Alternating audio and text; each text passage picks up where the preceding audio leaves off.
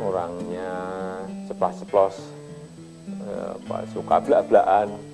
Yang baik ya katakan baik, yang nggak baik juga katakan nggak baik. Itu yang saya lihat. Dan kelihatannya ya sering marah-marah, sering meledak-ledak, tapi orangnya baik.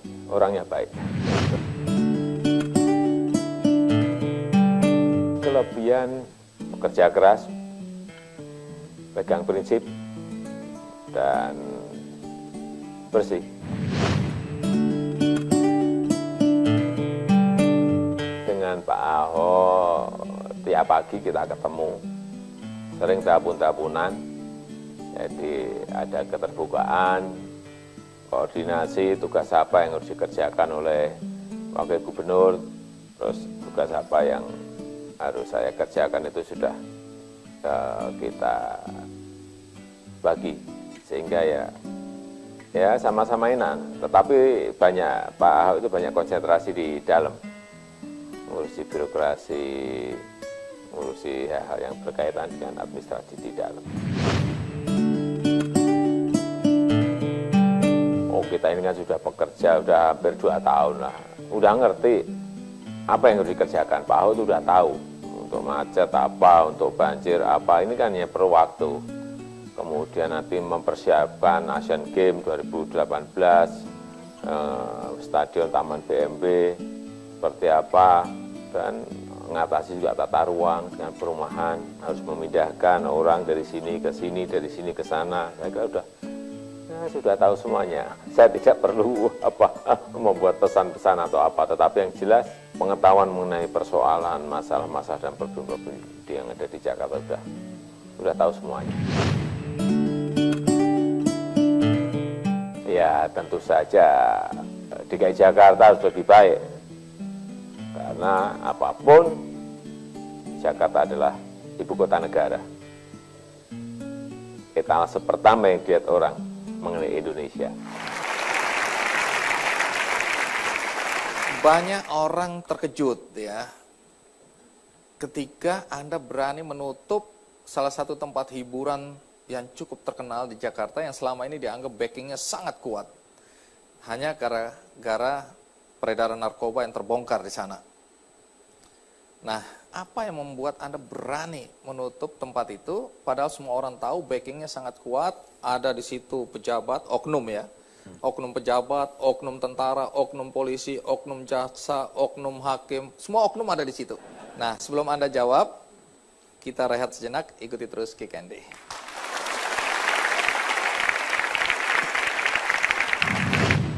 Tapi kira-kira siapa yang paling menginginkan kematian Anda?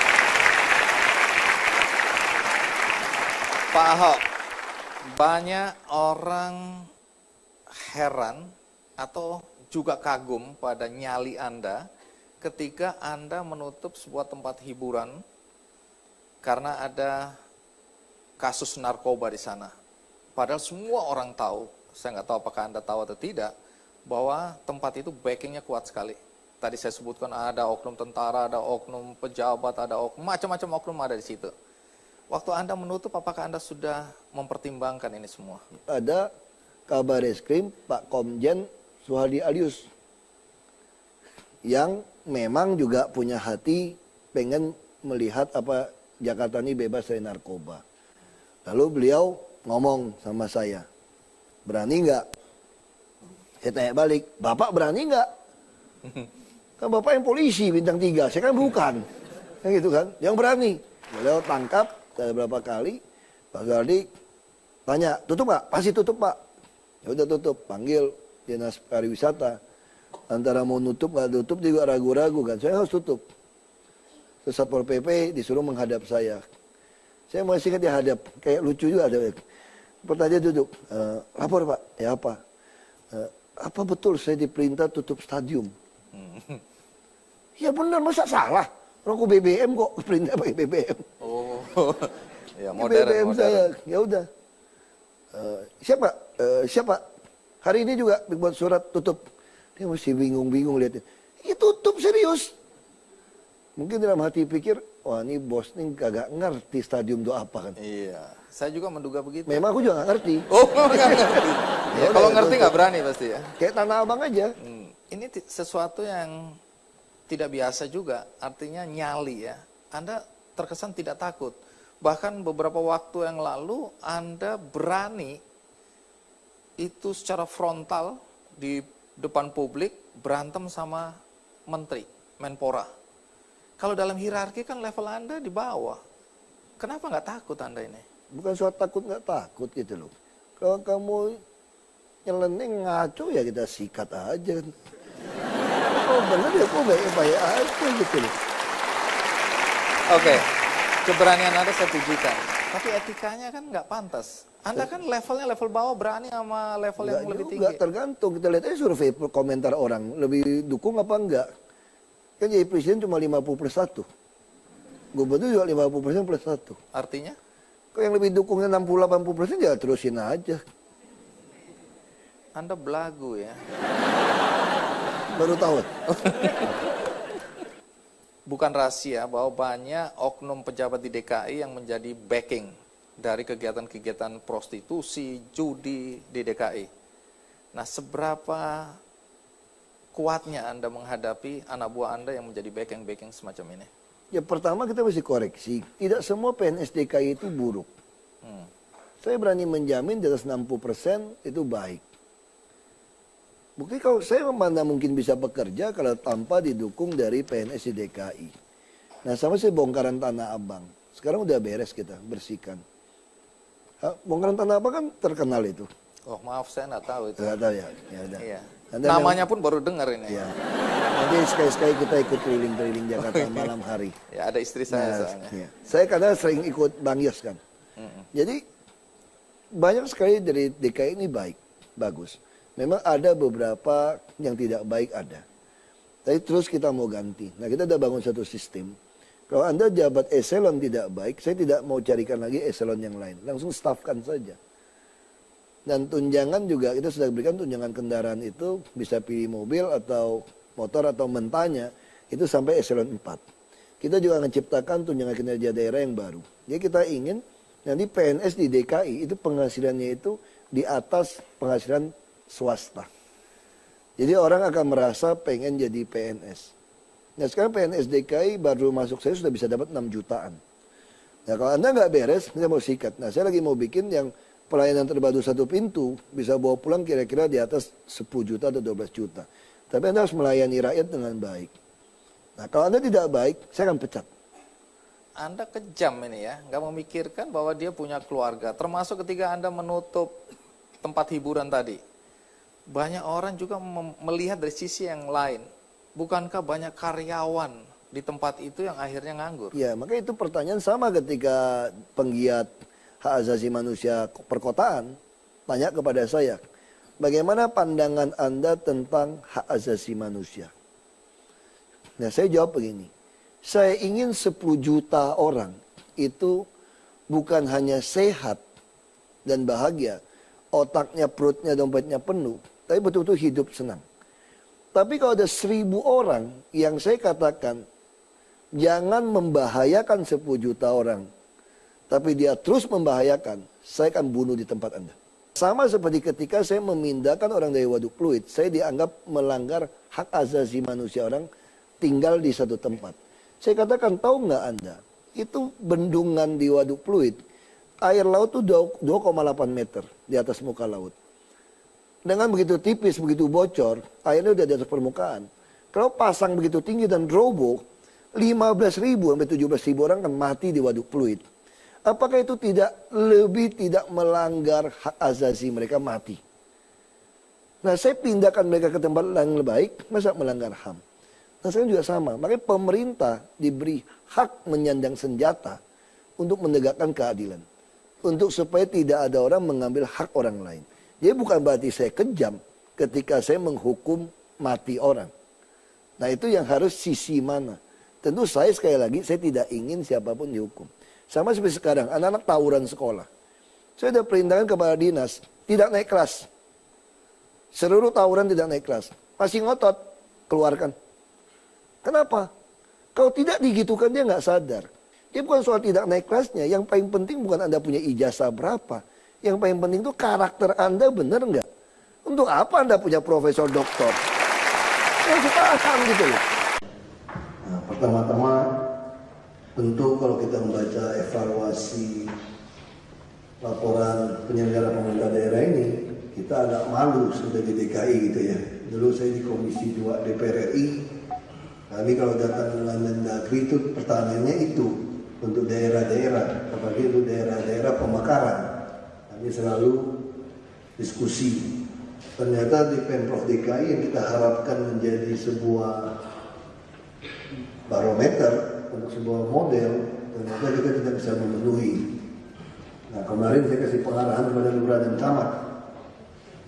Ya, saya berharap tidak ada yang hasil seleksi promosi terbuka ini ternyata ditangkap jaksa nanti.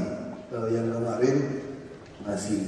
Dan terus terang, selain data, saya juga berpikir ini mungkin salah masuk ke data, tapi juga memang nilai-nilai proyek-proyek di Pemprov DKI ini sedikit menyimpang, itu terlalu mahal. Kita membangun rumah sakit bisa hampir 10 juta per meter persegi. Di Solo sudah mewah dan lengkap hanya 6 jutaan. Jadi benarlah apa kata orang ketika kita cek di lapangan, ternyata tuh kontraktor yang menang itu mensubkontrakkan itu 65% saja. Dan kalau ditekan lagi mutunya lebih rendah. Ya tadi kita diskusi dengan Pak Gubernur, saya ingin menambahkan satu pasal seperti yang saya lakukan di Belitung Timur dulu saya bilang.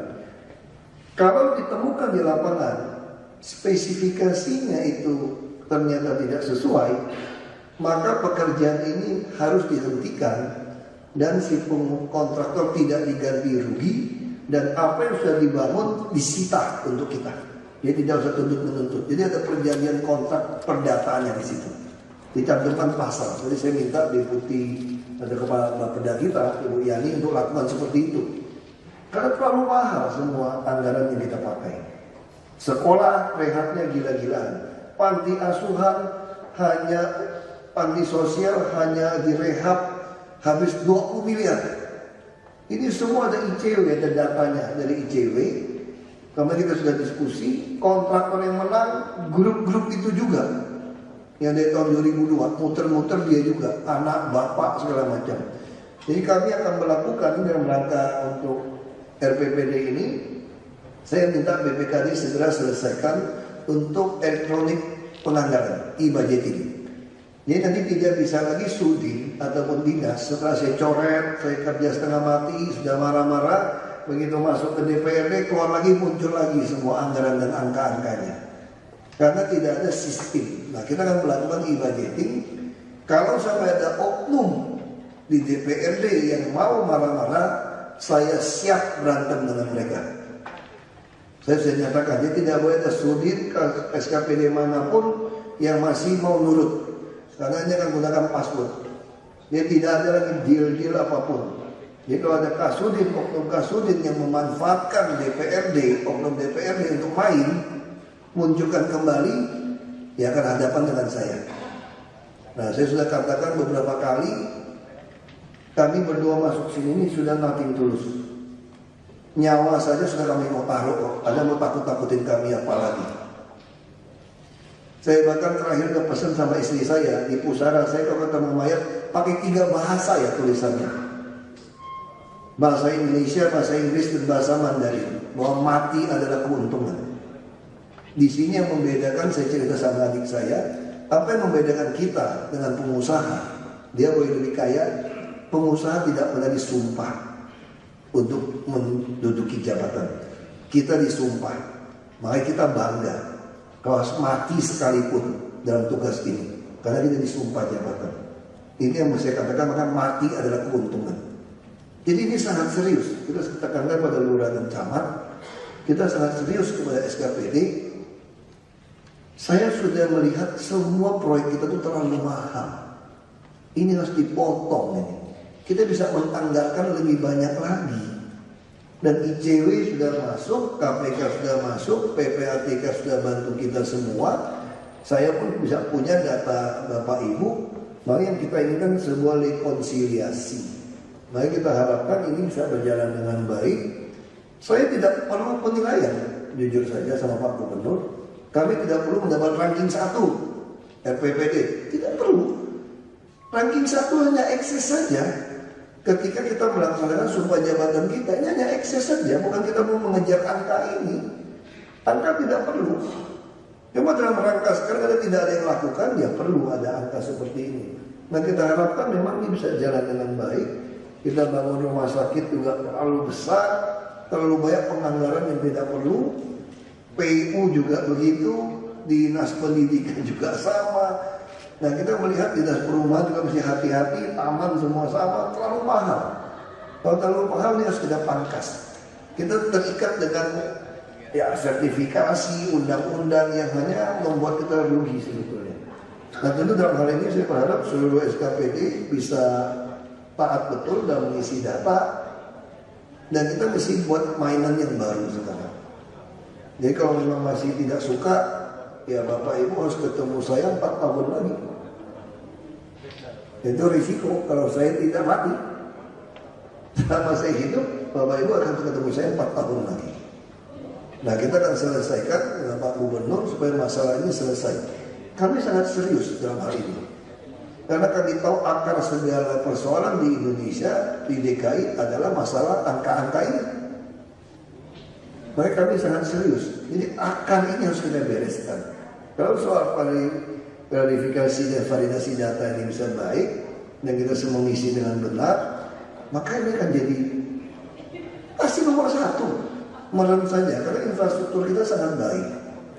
Kita ingin pelayanan tepat waktu 1 pintu, masih tunggu perda. Nah kita ingin semua SKPD itu menjadi pelayan yang baik. Jadi kalau ada orang datang minta bantuan apapun, diurusin saja. Seperti kita ini biro jasa, dibantu, maunya apa dibantu. Saya pun bukan. Kemarin teman saya datang kepada saya, dia bilang, saya hanya 1 kritik Anda. Apa? Saya bilang, Anda terlalu bebas kasih orang masuk ruangan Anda semua. Tidak ada pengawal, tidak ada penjagaan. Itu saja saya kritik katanya. Nah saya ingin semua orang dengan mudah bisa datang kepada pejabat untuk bisa laporkan apa saja. Karena hari ini kita butuh orang yang peduli. Banyak orang tahu haknya orang miskin, haknya rakyat yang susah, tapi kita tidak peduli untuk tahu. Nah terus saya harap melalui rakor ini kita bisa menghasilkan sebuah Jakarta baru. Kita ingin mulai tahun ini, anggaran tahun depan, saya kecolongan terus sekarang anggaran tahun 2013. Sudah saya coret-coret, ternyata beranak lagi. Sudah ada mata anggaran yang tidak boleh ada, konsultan-konsultan untuk perawatan, terutama di PU muncul lagi. Yang 150 juta, 2 juta, ada ratusan. Nah ini seperti ini modelnya, seperti ini. Saya katakan kalau pengadaan pompa mesti dijamin sampai 5 tahun, diganti 2 tahun. Jadi memang main di bawah ini sebetulnya. Ada satu perlawanan sebetulnya terjadi. Tapi saya suka.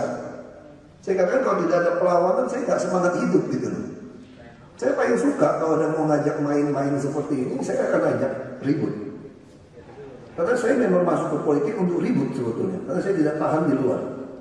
Jadi mesti jelas masalah seperti ini. Mungkin Bapak Ibu nggak suka sama saya, nggak apa-apa. Saya memang tidak harus disuka orang, tapi saya kerja. Saya juga walaupun orang politik, saya tidak peduli politik. Nah kalau ada satu sistem software, nanti saya sudah minta, kita nyontek Pak Bambang Deha di Surabaya, kebetulan teman, mantan wali kota, dia dulu membangun sistemnya. Nanti kalau begitu saya blok, tidak bisa lagi untuk masukkan anggaran ini, tidak bisa lagi dimasukkan. Jadi kalau masih ada yang nekat main juga tahun depan, ya saya akan diproses. Saya punya data sampai bapak ibu main golf di mana, hobi kumpul di mana, anak istri naik mobil apa, kuliah di mana, saya punya data. Kalau Anda mau main-main dengan saya akan kejar sampai situ. Nah, saya akan kejar pajaknya semua. Kita ribut. Jadi kalau tidak ya kita rekonsiliasi. Makanya saya adalah pejabat yang dari bupati, DPRD, bupati, DPRD sampai wagub hari ini sama. Saya menantang seluruh pejabat, periksa hartanya, biaya hidup, dan pajak yang dia bayar, sesuai atau tidak. Kalau tidak, Anda jangan ngomong sama saya.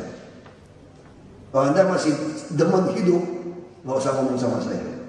Karena buat saya itu mati adalah keuntungan untuk lawan ini semua. Karena udah keterlaluan, udah banyak orang miskin, udah keterlaluan kita sebetulnya. Kalau kita tidak marah, kita bukan manusia saja, bukan manusia Indonesia. Kita ini hanya penjajah saja atas bangsa sendiri. Jadi saya perlu tekankan di sini betul-betul. Kemarin saya sudah bilang, kalau sampai tidak cukup uang untuk biaya sekolah anak Anda yang normal-normal saja, kalau sampai gaji Anda tidak cukup, minta sama saya. Saya akan pakai uang operasional saya sebisa mungkin. Jadi kalau Anda mau menikah lagi, ya saya bukan urusan saya. Mau beli mobil mewah, ya bukan urusan saya. Kalau sampai anak istri Anda tidak makan, ya lapor sama saya. Jadi ini yang kita harapkan, kita bisa duduk bersama. Tapi 1 tahun tinggal 4 tahun. Kami betul-betul orang-orang kejar tayang. Pak Gubernur bilang benar kita kejar tayang. Karena kita mau selesai secepat mungkin. 2017 orang tidak mau pilih kami lagi, kita serah. Minimal 5 tahun ini kita selesaikan. Fondasi masih jelas. Ini mesti dibereskan. Kalau tidak, kita sama lagi. Kita malu. Rumah sakit RSUD banyak alat lab yang tidak perlu dibeli. Hanya ada si A, si B nitip kali. Beli alat lab. Untuk apa? Itu kan semua harus kita duduk bersama. Kita memang lagi tunggu pengadaan barang 1 unitnya. Kita harap ini bisa jadi bagus. Nah itu juga kita tidak lakukan dengan baik. Ya kalau tidak perlu, ya tidak perlu. Numpang di mana, ya numpang di mana. Kadang-kadang merek tidak jelas. Pengadaan barang kalau namanya CT, scan segala macam, soft copy-nya dihilangkan 1 bisa lebih murah. Tapi hasilnya bisa lebih rendah. Jadi dokter-dokter juga asal jangan ditawarin alat, mau beli. Anda ngerti gak pakainya? Anda ngerti gak fungsinya bisa, apa tidak bisa numpang di tempat lain dulu misalnya? Ya semua rumah sakit punya alat itu. Akhirnya biaya maintenance-nya luar biasa. Ini sederhana. Dari RSUD, dari puskesmas. Nah ini kita udah evaluasi 1 tahun. Kami terus terang merasa anggaran ini kecolongan. Terus kan saya, Pak Gubernur tadi juga panggil saya rapat, Pak Gubernur minta perhatikan betul seperti dinas pendidikan gitu Pak Taufik. Ini dinas pendidikan terlalu gemuk dan tidak ada gunanya, hanya rehab begitu mahal. Baik-baik kirim 1000 anak luar negeri sekolah yang lebih pintar daripada ngabisin belasan 27% APBD untuk pendidikan. Gaji guru mungkin bisa 7 triliun kali tahun depan Pak. Gaji guru saja. Ini kan gila-gilaan ini dengan mutu seperti ini. Nah ini harus kita perbaiki. Masih pungut lagi, masih minta sumbangan lagi guru kepala sekolahnya. Masih ada oknum yang nekat juga. Udah digaji begitu baik, masih digaji lagi dari sumbangan komite. Nah ini semua harus kita selesaikan. Kalau tidak, tahun depan kami betul-betul akan jebloskan ke penjara. Dan tidak peduli. Jadi kalau ada oknum DPRD yang main, kita ajak ribut. Mumpung mau pemilu 2014, bagus ini. Jadi kalau mau ribut sekarang kesempatannya. Kalau udah lewat, gak ada kesempatan lagi. Ini kalau mengajak oknum DPRD ribut, ya tahun depan. Kalau susun anggaran tahun ini, paling mereka mengancam, betul gak Pak Sekwan? Paling mengancam tidak mau membahas kan? Tidak usah dibahas. Saya bilang Wagub yang bilang, tidak usah dibahas. Kalau macam-macam. Jadi kita kan buka. Saya juga bisa cek semua harta kekayaan sampai di mana. Jelas. Jadi kalau ada mau rekonsiliasi, mari kita baik-baik, kita perbaiki DKI. Jadi sekali lagi Bapak-Bapak dari Kemendagri, bukan kami mau dapatkan nilai kan supaya evaluasi dari 1, bukan. Ini otomatis saja. Pasti di nomor 1 nanti. Asal semua kita lakukan dengan baik. Ya saya kira itu dari saya. Saya perlu sampaikan karena ini evaluasi 1 tahun. Saya bukan politisi yang baik. Mikir baru ngomong, tapi saya lebih suka ngomong apa adanya supaya Bapak Ibu tahu apa ada dalam pikiran kami. Pak Gubernur mungkin ngomongnya lebih halus gitu ya. Ya, saya ngomong ini pikiran kami seperti ini. Kami kecewa dengan permainan tiba-tiba sudah dipotong-potong muncul lagi anggarannya begitu mahal. Kami tahu Pak Gubernur bilang di Solo saya bangun rumah sakit 6.500 meter persegi. Udah lengkap semua, 42 miliar, 47 miliar udah. Di Belitung juga begitu. Harusnya di daerah lebih mahal ya. Kalau dipikir-pikir daripada Jakarta. Kenapa Jakarta begitu mahal? Kontraktor yang masuk itu saja. Nah ini permainan, pengadaan barang juga begitu. Ya sudah, kita kejar saja pajaknya nanti. Kalau mau ribut, ya ribut saja sudah. Kami pun sudah pasrah saja lah, kepala tanggung seperti ini. Ya saya kira itu dari saya, dengan mengucapkan syukur kehadirat Tuhan Yang Maha Esa. Maka rapat koordinasi, klarifikasi dan validasi data dalam rangka monitoring dan evaluasi laporan penyelenggara pemerintahan daerah Provinsi DKI Jakarta tahun 2013 ini secara resmi saya buka.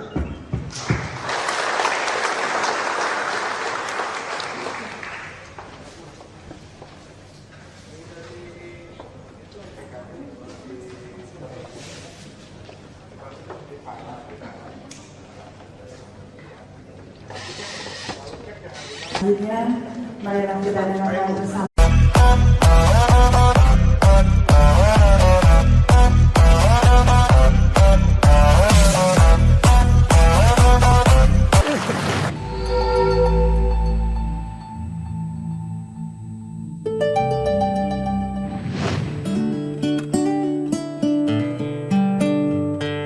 Orangnya ceplas-ceplos, suka belak-belakan. Yang baik ya katakan baik, yang nggak baik juga katakan nggak baik. Itu yang saya lihat. Dan kelihatannya ya sering marah-marah, sering meledak-ledak, tapi orangnya baik.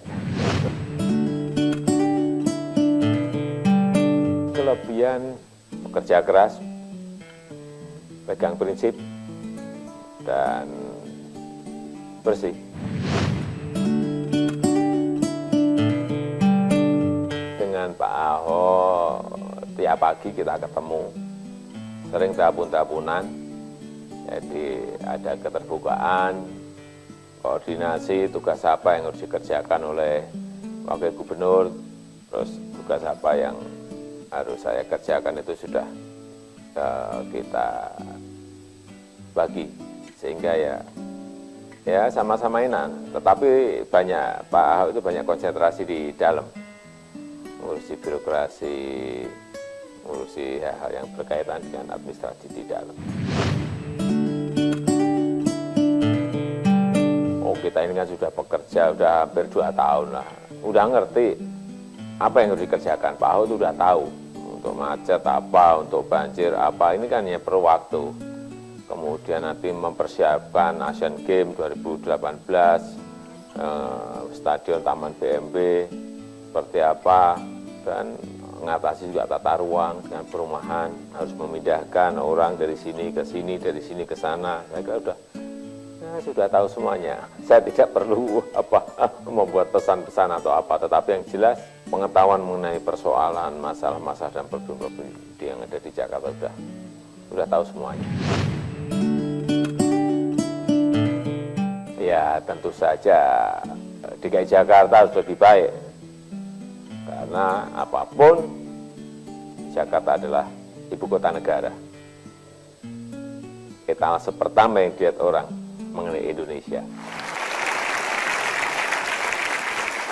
Banyak orang terkejut ya, ketika Anda berani menutup salah satu tempat hiburan yang cukup terkenal di Jakarta, yang selama ini dianggap backingnya sangat kuat, hanya gara-gara peredaran narkoba yang terbongkar di sana. Nah, apa yang membuat Anda berani menutup tempat itu, padahal semua orang tahu backingnya sangat kuat, ada di situ pejabat, oknum ya, oknum pejabat, oknum tentara, oknum polisi, oknum jaksa, oknum hakim, semua oknum ada di situ. Nah, sebelum Anda jawab, kita rehat sejenak, ikuti terus Kick Andy.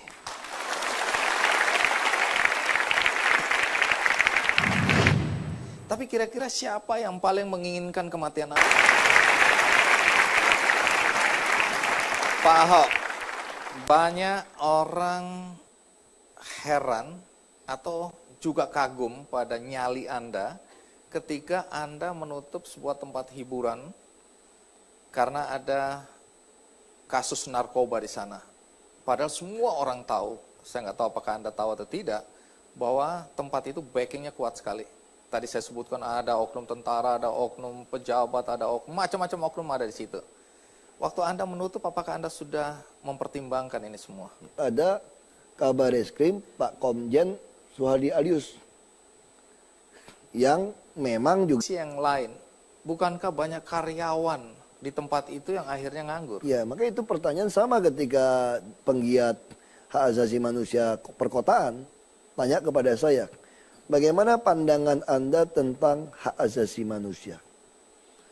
Nah saya jawab begini, saya ingin 10 juta orang itu bukan hanya sehat dan bahagia, otaknya, perutnya, dompetnya penuh, tapi betul-betul hidup senang.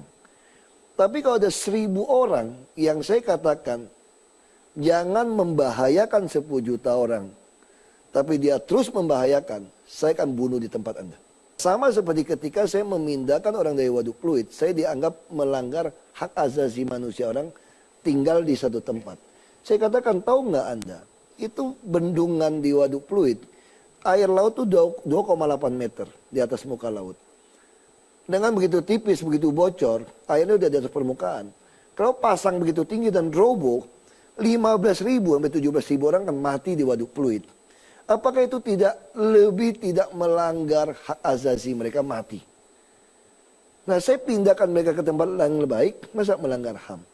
Nah sekarang juga sama, makanya pemerintah diberi hak menyandang senjata untuk menegakkan keadilan. Untuk supaya tidak ada orang mengambil hak orang lain.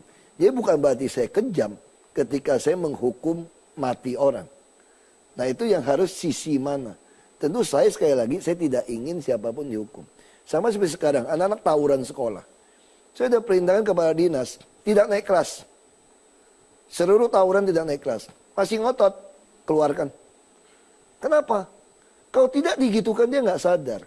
Dia bukan soal tidak naik kelasnya. Yang paling penting bukan Anda punya ijazah berapa. Yang paling penting itu karakter Anda benar nggak? Untuk apa Anda punya profesor doktor? Yang paham gitu loh.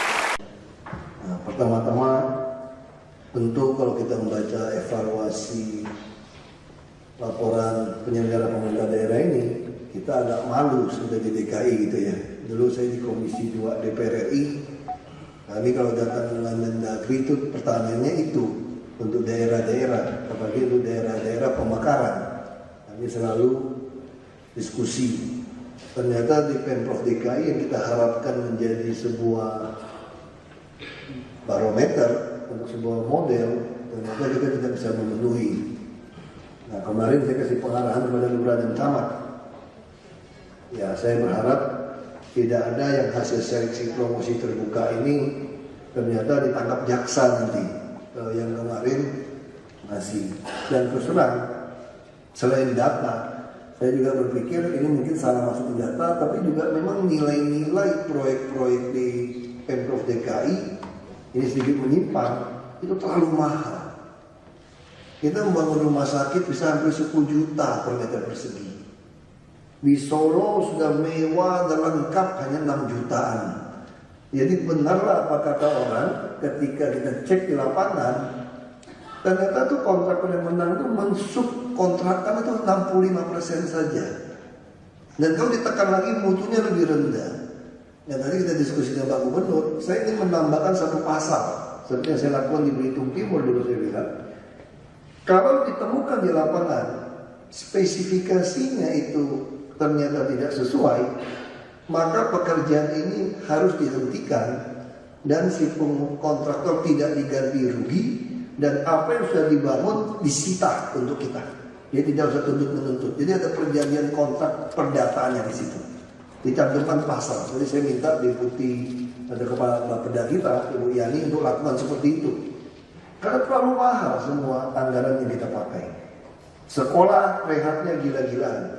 Panti asuhan Gak punya hati pengen melihat apa Jakarta ini bebas dari narkoba. Lalu beliau ngomong sama saya, berani nggak? Saya tanya balik, Bapak berani nggak? Kan Bapak yang polisi bintang 3, saya kan bukan. Kan gitu kan, yang berani. Beliau tangkap berapa kali, Pak Galdi tanya, tutup nggak? Pasti tutup Pak. Ya udah tutup, panggil Dinas Pariwisata. Antara mau nutup nggak tutup juga ragu-ragu kan, saya harus tutup. Terus Satpol PP disuruh menghadap saya.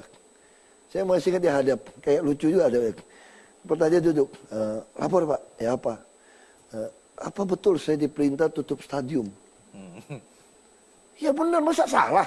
Rokok BBM kok perintah pakai BBM. Oh, ya modern. BBM saya, ya udah.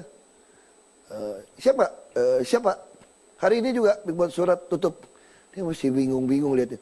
Ya tutup serius.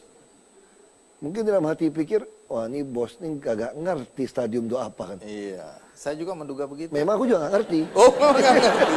Ya, kalau ngerti nggak berani pasti ya. Kayak Tanah Abang aja. Ini sesuatu yang tidak biasa juga, artinya nyali ya. Anda terkesan tidak takut. Bahkan beberapa waktu yang lalu Anda berani itu secara frontal di depan publik berantem sama menteri, Menpora. Kalau dalam hierarki kan level Anda di bawah. Kenapa nggak takut Anda ini? Bukan soal takut nggak takut gitu loh. Kalau kamu nyeleneh ngaco ya kita sikat aja. Oh bener ya kok baik-baik aja gitu loh. Oke, keberanian Anda saya pujikan. Tapi etikanya kan nggak pantas. Anda kan levelnya level bawah berani sama level yang lebih tinggi. Enggak tergantung. Kita lihat aja survei komentar orang. Lebih dukung apa enggak. Kan jadi presiden cuma 50+1. Gubernur juga 50%+1. Artinya? Kalau yang lebih dukungnya 60-80% ya terusin aja. Anda belagu ya. Baru tahu. Bukan rahasia bahwa banyak oknum pejabat di DKI yang menjadi backing dari kegiatan-kegiatan prostitusi, judi di DKI. Nah, seberapa kuatnya Anda menghadapi anak buah Anda yang menjadi backing-backing semacam ini? Ya pertama kita mesti koreksi. Tidak semua PNS DKI itu buruk.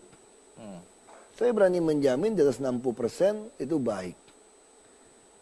Bukti kalau saya mana mungkin bisa bekerja kalau tanpa didukung dari PNS di DKI. Nah sama saya bongkaran Tanah Abang. Sekarang udah beres kita, bersihkan. Bongkaran Tanah Abang kan terkenal itu. Oh maaf saya nggak tahu itu. Nggak tahu ya? Ya udah. Iya. Anda Namanya pun baru dengar ini. Ya. Nanti sekali-sekali kita ikut keliling-keliling Jakarta malam hari. Ya ada istri saya soalnya. Ya. Saya kadang sering ikut Bang Yos kan. Jadi banyak sekali dari DKI ini baik, bagus. Memang ada beberapa yang tidak baik ada. Tapi terus kita mau ganti. Nah kita udah bangun satu sistem. Kalau Anda jabat eselon tidak baik, saya tidak mau carikan lagi eselon yang lain. Langsung staffkan saja. Dan tunjangan juga kita sudah berikan tunjangan kendaraan itu bisa pilih mobil atau motor atau mentanya itu sampai eselon 4. Kita juga menciptakan tunjangan kinerja daerah yang baru. Jadi kita ingin nanti PNS di DKI itu penghasilannya itu di atas penghasilan swasta. Jadi orang akan merasa pengen jadi PNS. Nah sekarang PNS DKI baru masuk saya sudah bisa dapat 6 jutaan. Nah kalau Anda nggak beres, saya mau sikat. Nah saya lagi mau bikin yang pelayanan terpadu satu pintu bisa bawa pulang kira-kira di atas 10 juta atau 12 juta. Tapi Anda harus melayani rakyat dengan baik. Nah kalau Anda tidak baik, saya akan pecat. Anda kejam ini ya, nggak memikirkan bahwa dia punya keluarga. Termasuk ketika Anda menutup tempat hiburan tadi. Banyak orang juga melihat dari sisi. Kalau soal verifikasi dan validasi data ini bisa baik dan kita semua mengisi dengan benar, maka ini akan jadi pasti nomor 1 menurut saja karena infrastruktur kita sangat baik. Kita ingin pelayanan terpadu satu pintu, masih tunggu perda. Nah kita ingin semua SKPD itu menjadi pelayan yang baik. Jadi kalau ada orang datang minta bantuan apapun, diurusin saja seperti kita ini biro jasa. Dibantu, maunya apa dibantu. Saya pun bukan. Kemarin teman saya datang kepada saya, dia bilang, saya hanya satu kritik Anda. Apa? Saya bilang, Anda terlalu bebas kasih orang masuk ruangan Anda semua. Tidak ada pengawal, tidak ada penjagaan. Itu saja saya kritik katanya. Nah saya ingin semua orang dengan mudah bisa datang kepada pejabat untuk bisa laporkan apa saja. Karena hari ini kita butuh orang yang peduli. Banyak orang tahu haknya orang miskin, haknya rakyat yang susah, tapi kita tidak peduli untuk tahu. Nah terus saya harap melalui rakor ini kita bisa menghasilkan sebuah Jakarta baru. Kita ingin mulai tahun ini, anggaran tahun depan, saya kecolongan terus sekarang, anggaran tahun 2013. Sudah saya coret-coret, ternyata beranak lagi. Sudah ada mata anggaran yang tidak boleh ada, konsultan-konsultan untuk perawatan, terutama di PU muncul lagi. Yang 150 juta, 2 juta, ada ratusan. Nah ini seperti ini modelnya seperti ini. Saya katakan kalau pengadaan pompa mesti dijamin sampai 5 tahun, diganti 2 tahun. Jadi memang main di bawah ini sebetulnya. Ada satu perlawanan sebetulnya terjadi. Tapi saya suka. Saya katakan kalau tidak ada perlawanan, saya nggak semangat hidup gitu loh. Saya paling suka kalau ada mau ngajak main-main seperti ini, saya akan ajak ribut. Karena saya memang masuk ke politik untuk ribut sebetulnya. Karena saya tidak tahan di luar. Jadi mesti jelas masalah seperti ini. Mungkin Bapak Ibu nggak suka sama saya, nggak apa-apa. Saya memang tidak harus disuka orang, tapi saya kerja. Saya juga walaupun orang politik, saya tidak peduli politik. Nah kalau ada satu sistem software, nanti saya sudah minta, kita nyontek Pak Bambang Dehan Surabaya, kebetulan teman, mantan wali kota, dia dulu membangun sistem. Ya, nanti kalau begitu saya blok, tidak bisa lagi untuk masukkan anggaran ini, tidak bisa lagi dimasukkan. Jadi kalau masih ada yang nekat main juga tahun depan, ya saya akan diproses. Saya punya data sampai bapak ibu main golf di mana, hobi kumpul di mana, anak istri naik mobil apa, kuliah di mana, saya punya data. Kalau Anda mau main-main dengan saya akan kejar sampai situ. Nah, saya akan kejar pajaknya semua. Kita ribut. Jadi kalau tidak ya kita rekonsiliasi. Makanya saya ada pejabat yang dari bupati, DPRD, bupati, DPR ini sampai Wagub hari ini sama. Saya menantang seluruh pejabat, periksa hartanya, biaya hidup, dan pajak yang dia bayar, sesuai atau tidak. Kalau tidak, Anda jangan ngomong sama saya. Kalau Anda masih demen hidup, nggak usah ngomong sama saya. Karena buat saya itu mati adalah keuntungan untuk lawan ini semua. Kamu udah keterlaluan, udah banyak orang miskin, udah keterlaluan kita sebetulnya. Kalau kita tidak marah, kita bukan manusia saja, bukan manusia Indonesia. Kita hanya penjajah saja atas bangsa sendiri. Jadi saya perlu tekankan di sini betul-betul. Kemarin saya sudah bilang, kalau sampai tidak cukup uang untuk biaya sekolah anak Anda yang normal-normal saja, kalau sampai gaji Anda tidak cukup, minta sama saya. Saya akan pakai uang operasional saya sebisa mungkin. Jadi kalau Anda mau menikah lagi, ya saya bukan urusan saya. Mau beli mobil mewah, ya bukan urusan saya. Kalau sampai anak istri Anda tidak makan, ya lapor sama saya. Jadi ini yang kita harapkan, kita bisa duduk bersama. Tapi 1 tahun tinggal 4 tahun. Kami betul-betul orangnya kejar tayang. Pak Gubernur bilang benar kita kejar tayang. Karena kita mau selesai secepat mungkin. Hanya panti sosial, hanya direhab, habis 20 miliar. Ini semua ada ICW, ada datanya dari ICW. Kemarin kita sudah diskusi, kontraktor yang menang, grup-grup itu juga. Yang dari tahun 2002, muter-muter dia juga, anak, bapak, segala macam. Jadi kami akan melakukan dalam rangka untuk RPPD ini, saya minta BPKD segera selesaikan untuk elektronik penganggaran, e-budgeting. Jadi nanti tidak bisa lagi Sudin ataupun dinas, setelah saya coret, saya kerja setengah mati, sudah marah-marah, begitu masuk ke DPRD, keluar lagi, muncul lagi semua anggaran dan angka-angkanya. Karena tidak ada sistem. Nah kita akan melakukan e-budgeting. Kalau sampai ada oknum di DPRD yang mau marah-marah, saya siap berantem dengan mereka. Saya sudah nyatakan, dia tidak boleh ada Sudin, SKPD manapun yang masih mau nurut. Karena dia akan gunakan password. Dia tidak ada lagi deal-deal apapun. Jadi kalau ada Kasudin, oknum Kasudin yang memanfaatkan DPRD, oknum DPRD untuk main, munculkan kembali, dia akan hadapan dengan saya. Nah, saya sudah katakan beberapa kali, kami berdua masuk sini ini sudah nothing tulus. Nyawa saja sudah kami mau taruh, ada mau takut-takutin kami apa lagi. Saya bahkan terakhir udah pesan sama istri saya, di pusara saya kalau ketemu mayat, pakai 3 bahasa ya tulisannya. Bahasa Indonesia, bahasa Inggris, dan bahasa Mandarin. Bahwa mati adalah keuntungan. Di sini yang membedakan, saya cerita sama adik saya, apa yang membedakan kita dengan pengusaha? Dia boleh lebih kaya, pengusaha tidak pernah disumpah untuk menduduki jabatan. Kita disumpah, makanya kita bangga kalau mati sekalipun dalam tugas ini, karena kita disumpah jabatan. Ini yang saya katakan, maka mati adalah keuntungan. Jadi ini sangat serius. Kita tekankan pada lurah dan camat, kita sangat serius kepada SKPD. Saya sudah melihat semua proyek kita itu terlalu mahal. Ini harus dipotong ini. Kita bisa menganggarkan lebih banyak lagi. Dan ICW sudah masuk, KPK sudah masuk, PPATK sudah bantu kita semua. Saya pun bisa punya data Bapak Ibu. Maka yang kita inginkan sebuah rekonsiliasi. Mari kita harapkan ini bisa berjalan dengan baik. Saya tidak perlu penilaian, jujur saja sama Pak Gubernur. Kami tidak perlu mendapat ranking 1 RPPD, tidak perlu.